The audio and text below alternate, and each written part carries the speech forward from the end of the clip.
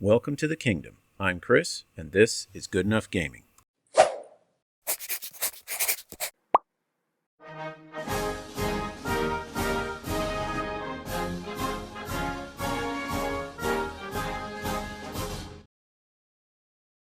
Howdy, folks, and welcome to a little discussion about dice. Those darling little plastic polyhedrons that decide life and death in just about every tabletop game there is. Except Malifaux. Malifaux had to go and be all different like that. It's fine. Malifaux, you're excused from the table and take chess and checkers with you. But as for the rest, let's talk about dice. So dice are an essential part of wargaming because they add that element of uncertainty and chance. They make it so that even the most elite unit in any army could miss a point-blank shot, while the greenest, most untested trooper in another army always has a chance at a Hail Mary. Dice, I think we can all agree, are the source of some of the most extreme triumphs and absolute frustrations in any wargame. On top of that, I don't know about you guys, but I think throwing dice is fun, and the more, the better. Dungeons & Dragons is nice, but rolling one dice here or there, two if you're rolling for advantage, it just doesn't hit the spot the same way as rolling so many dice that you need two hands to do it has. I think everyone loves rolling dice. At least most people who play tabletop games love rolling dice. You just never grow out of it. If you don't think people ever grow out of it, or if you disagree that they do, go to a casino sometime, and you'll see people from newlywed to nearly dead, cheering and cursing as they throw little tiny plastic cubes. So we're not questioning the value of using dice in games. What I want to talk about today is why, of all the dice that are out there, why the six-sided dice dominates in tabletop wargaming. I do think it's definitely starting to decline a bit, and we'll come back to that in a moment. But you cannot deny that for a very long time, the D6 was the standard for just about any tabletop game that included dice. So why was that? When did it change? And why did it change? And what direction are we going from here? So the use of dice goes way back. And I mean way back. If you've ever heard of the Harappan civilization, it's one of the first cradles of civilization. We're talking thousands of years before the Roman Empire even. It was located in the Indus River Valley in northwest India. And when archaeologists began excavating the city of Mohenjo-Daro, they uncovered a number of artifacts, including toys, games, and other kind of playthings and leisure items. And if you take a look at this small sample of the artifacts they found, well, look at that.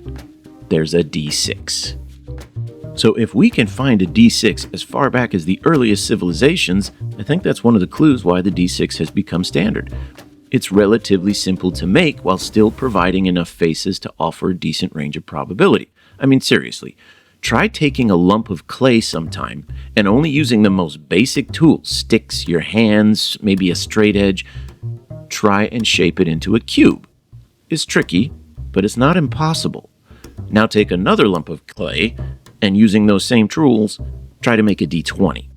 Remember, each face has to be the exact same size. Every angle has to be the exact same. Even making a four-sided dice is going to be a lot more difficult because you aren't working in right angles and you're not working with a nice, perfect square shape. So what that means is the cubical D6 dice will continue to pop up in history and civilization, and it even makes an appearance in our science fiction.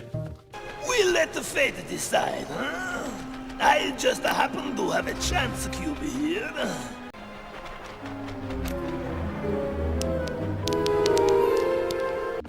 Now, I don't know why they decided to call it a chance cube. Just call it a dice. But did anyone else get really bothered by the fact that a Jedi Knight, who's supposed to be like a paragon of honesty and integrity, used the Force to cheat someone in a game of chance? Just me? Anyone else find that a little odd? Well, anyways. The point is that the D6 has seen continuous use through thousands of years of human history, and typically in some form of gambling because it offers random chance. Now this continues clear into the 19th century, when dice can begin to find new applications in board games. Now, before we get to the age of Kickstarter and the development of incredibly complex board games that kind of straddle the three borders of board game, role-playing game, and tabletop minigame, most board games were a heck of a lot simpler. For example, the board game that you know as The Game of Life, it was actually developed in 1860 by a guy named Milton Bradley. Sound familiar? But that game doesn't use dice, so it can go hang out with Malifaux chess and checkers. Still, the advent of the board game and the continued existence of dice in games of chance were on a collision course, whether or not they knew it at the time. So board games have been in existence since 19th century, maybe even a little before. But in the post-World War II era, board games became a very popular pastime. And many of the popular board games in the second half of the 20th century, yeah, they were adaptations or rebrands of older games, some going back centuries. But the point here is that during the 20th century, games like Sorry, Parcheesi, Monopoly, and all those games that my generation grew up with, they all use six-sided dice, making a D6 something that you could expect to find in just about any home. Everyone in their house has that miscellaneous drawer where you put pencils and leftover screws from IKEA and all kinds of stuff. And I guarantee you open that drawer, you would have found a six-sided dice.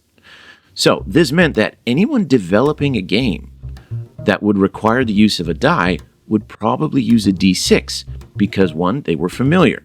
Two, manufacturers were already in place producing them cheaply and in great quantity. And there was even a market for replacements since D6 were so ubiquitous. It wasn't until my older brother started playing Dungeons & Dragons when I was really young, we're talking single digits of age, that I saw my first non-D6 dice. And they were just about the coolest thing I had ever seen. But they were very expensive. Well, I mean, they were expensive for a kid my age. In fact, the first set of dice that my brother bought, it didn't even have the pips colored on the dice. The marking was stamped on each face, but when he bought his dice, he also got a white crayon that he would have to rub across the dice face. And the marking would catch the crayon, but it would leave the rest of the surface intact. So these fancy new dice came in the set that now most D&D and RPG players and even tabletop wargamers are familiar with. You got a D4, a D6, a D10, a D8, a D12, and a D20. Now, when he bought this set, it was just a solid opaque yellow. What he really wanted was to buy the sets that were colored but translucent because they looked like gems or jewels. But those were super expensive even for people teenagers back then that had a job. The point here is that the only place you would find non-D6 was in very niche games or hobbies. So with Dungeons & Dragons still being in its infancy in the 1970s and 80s, and then in the 1980s it endured the Satanic Panic, and if you want to check out my video on that little phenomenon, you can look at the card up in the top corner. But most other board games continued to use a D6. So when wargaming was developing, a D6 seemed a natural choice.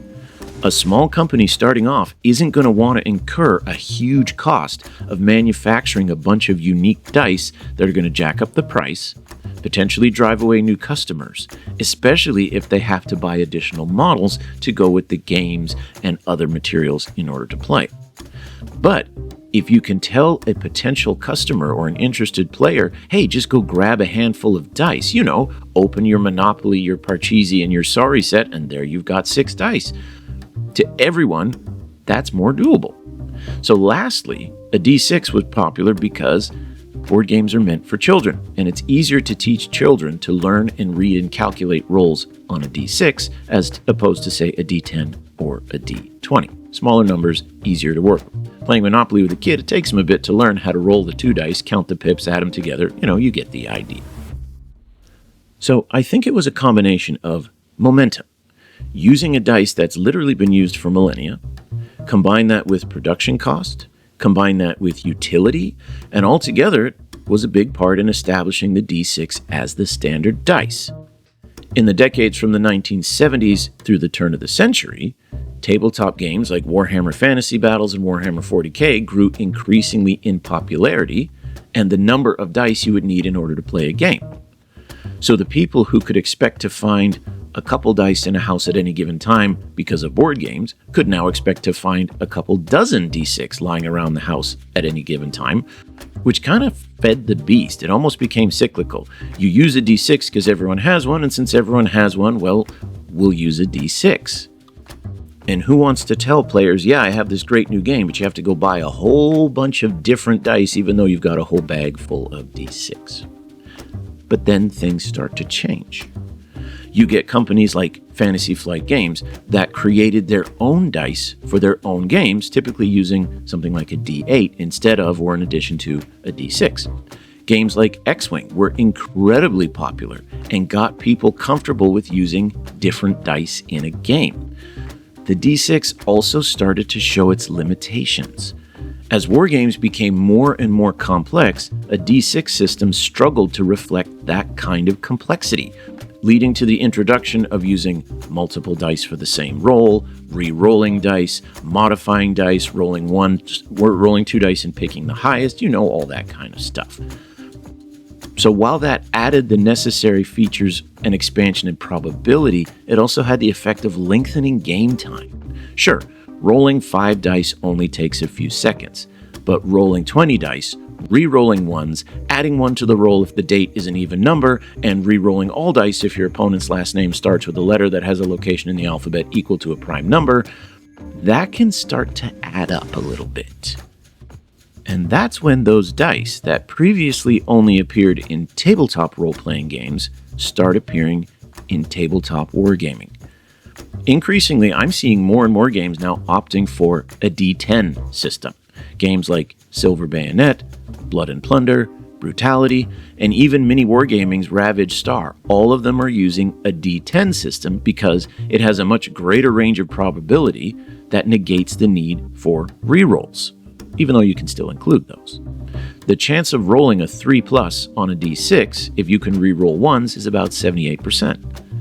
But that could possibly require 2 dice rolls. While on a D10, you just make the roll require a 2 or a 3, depending on how you want to round, and you get almost the same probability, but with only 1 dice roll. Sure, it shaves off a fraction of a second in the moment, but given how much you're going to roll dice throughout the game, you could shave minutes or even tens of minutes off the game. The other reason a D10 is becoming increasingly popular is because of not just its range of probability, but the simplicity of calculating probability. You got 10 faces on the dice, each one represents roughly a 10% increase or decrease in ability or skill. Whereas a D6, it's a 15% increase, and things just get a little bit messier that way. I mean, look at it this way. I always felt very wrong when I played 40K and noticed that a Space Marine and a veteran guardsman both had the same ballistic skill, at least when I was playing in 7th edition, which was the bulk of my 40K years. So as the factions and unit choices in 40K got more and more complex, the D6 just couldn't handle it without adding all those extra rerolls and modifiers, and that's when games of 40K started to feeling more bloated, at least to me. I know other people really liked that feature, and to each their own. For example, I do know that the old Blast and Flamer templates, I thought they were fantastic. Yeah, they slowed down the game a bit, but it was a fluffy kind of slowdown. You fire a mortar, you actually pick where you're trying to shoot it, and then it scatters, and you calculate where it's hit. When they replaced that with rolling dice, yes, it sped things up, but I think it also cheapened it a little bit. So there are times when adding extra dice rolls and extra steps does improve the game while also lengthening the time. But I'm getting a little bit off topic here. We're talking about the D10. The D10 solves the problems of needing rerolls and modifiers, at least to a great degree. So think about it, for example. 1 through 10. You could say that chapter masters and named characters hit on a 2+, Space Marine veterans hit on a 3+, regular Marines hit on a 4+, veteran guardsmen on a 5, regular guardsmen on a 6, White Shield conscripts on a 7 or an 8, and you still have room for a modifier or 2 to shift that up and down. There's no question a D10 would give wargames necessary breathing room and allow units to feel more like they should on the tabletop while still incorporating it all into a single roll.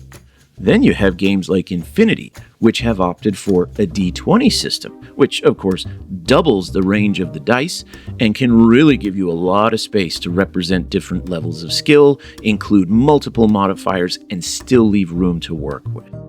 Improvements in dice manufacturing have made polyhedral dice like D20s not only much cheaper, but almost a limitless range of colors and style for any dice. So those previous obstacles to using different dice than the D6 have pretty much been removed. I think the only thing that keeps the D6 going is the momentum. So I think that's one reason why we haven't just automatically shifted. But let's take the other end of the argument here. If the more faces on a dice, the more range we have to work with, why don't we switch all games to D10 or D20? Or better yet, let's use a percentile dice for everything. Having a range of 100 would certainly give us a lot of room to maneuver. Elite troops are hitting in the 20s, conscripts are hitting in the 80s, and you've still got tons of space in between. Well, there's problems to dice being too complex, just as there's problems with dice being too simple. I think it's also a little bit impractical. So everyone who's rolled enough dice has seen a D6 or two roll off the table. And those are square, right? They're not designed to roll. A D20, or for that matter, if you've ever seen a D100, they're almost spherical, and that bad boy will roll right off the table every single time you roll it. Now, sure, a dice tray can help, but there's also the question of size. A D6 can be made quite small, but still readable. In fact, have you ever seen those micro D6? Those things are ridiculous. Anyways, a D20 has to be bigger just so you can have the defined edges and be able to read the faces. And if you have to throw a bunch of those, you're going to need a really big dice tray. Plus, and this just may be me again, I don't really like rolling D10s or D20s and seeing dice get knocked from a good roll while by the other dice that are still tumbling. The one dice has stopped, it's finished, it's done, but then it gets hit by another dice and it rolls over and your 10 becomes a 2. Now, that can happen with a D6, but not nearly as often. And I know that's what a part of dice rolling is, and that until all the dice have stopped moving, the roll is still going on. But still, it bothers me. To roll the dice, half of them have stopped, a bunch of them are good rolls, and then they get hit and switch to bad. And I know that it can go the other way. They could be bad and then hit and knocked over to good, but this is me we're talking about. If you've seen my bat reps, you know I never get that second option. And in addition to that, and again, this is just me again, I think D10 are ugly. They just look bad. I think the D4, the D6, the D12, and the D20, they look nice because of their geometry and symmetry. The faces make the dice, I don't know how to explain it. I'm sure there's Euclidean geometry in there somewhere. But the shapes themselves, all the sides are the same length. It's just a much more aesthetic kind of look to it. I guess it follows that golden ratio. The Greeks had all that stuff figured out. Go watch a YouTube video about that. I know it's preference, but still, it's my video. So then we've got a wide range of dice, and there are some advantages to lower facing dice like D6s, but there's advantages to more dice, like dice with more faces like the D20. So if I'm going to be honest, I would actually go almost right down the middle. I think the D12 should be adopted as the new standard. For a bunch of reasons. First, because it can be more easily adapted by both a D6 and a D10 system. Infinity, you're going to be a bit trickier here. Not impossible, but tricky. You know, like rocking a rhyme that's right on time tricky. Let me explain what I mean here. For a D6 system, like Warhammer, Kings of War, one-page rules, it's easy. Just double everything. Whatever the target number is currently on a D6, multiply it by 2. Then, if there's some kind of positive modifier, reduce the target number by 1. If there's a negative, increase it by 1. You get the idea. As I mentioned before, instead of hitting on a 3+ and re-rolling 1s, hit on a 4 or a 3. Done. Heck, you could even keep the re-rolling 1s if you wanted to. It would still maintain a benefit, but it would water it down considerably because now you only have an 8% chance of re-rolling that dice instead of a 15% chance. Seriously, you could convert every D6 game in seconds, and then in a future edition of the game, iron out the kinks of where you should adjust things up or down a little bit. As for the D10 systems, I think that's actually even easier. Many games, but not all. Many games are starting to include auto-pass, auto-fail mechanics. As in a roll of 1 always fails and a roll of 10 on a d10 automatically succeeds. Well, think of it this way. If we take a d12, we make the 1 an auto-fail no matter what, and we make the 12 an auto-pass no matter what, well, look at that. You're left with 10 remaining numbers. Essentially, you've still got a D10 system of sorts. You've got a 10 range to work with, but you're adding the auto pass and the auto fail. And in addition to that, the D12 is a sturdier dice like the D6. It's not going to get knocked over as easily. You could easily convert most games that are in existence right now into a D12 without a whole lot of headache. Now, is that going to happen? Probably not. I'm not that big of a YouTuber yet. But if I ever design a war game, it's going to be D12. To me, it has the best of all worlds. It has the range of possibility. It has dice that are sturdy, aesthetically pleasing, that are decent and fun to roll. But I'm curious, what do you guys think? Is there a D system that you prefer? Do you think it's better to have different dice on each unit, for example? Kind of like green troops would roll a D6, basic troops a D8, super elite roll a D10. There are some games that do that. I think Star Wars Rebel Assault did that, and so did Blackstone Fortress from Games Workshop. But do some of you prefer the D6? If so, why? For those of you who are big Infinity fans, I see you commenting a lot in my videos. What is it about the D20 that you really like? And if there's some kind of system that I've missed, sticking with dice, again, we'll let systems that use cards or something like that, we'll let those sit aside for now. But what kind of a system do you think works best? Let me know down in the comments. And until next time, whatever dice you prefer rolling, keep them on the table.